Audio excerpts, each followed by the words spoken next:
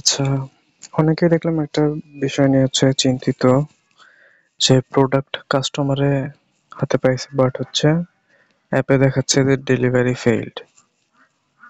তো এরকম হলে কি করণীয়? কমিশন কি পাবে? তো এটা এরকম যদি হয় তাহলে ২ দিন অপেক্ষা করে দেখবেন। কারণ ডেলিভারি স্ট্যাটাসটা আপডেট হতে একটু সময় লাগে। যদি ২ দিন পরেও যদি ঠিক না হয় তাহলে আপনারা মাইবিজের যে অ্যাডমিন আছে, অ্যাডমিনদের সাথে যোগাযোগ করতে পারেন। অ্যাডমিনদের সাথে যোগাযোগ করলে তারা এই সমস্যার সমাধান করে দেবেন। তো এরকম যদি হয় যে কাস্টমার প্রোডাক্ট হাতে পেয়েছে কিন্তু অ্যাপসে শো করছে যে ফেইল্ড, তো চিন্তিত হওয়ার কিছু নেই। ওয়েট করবেন।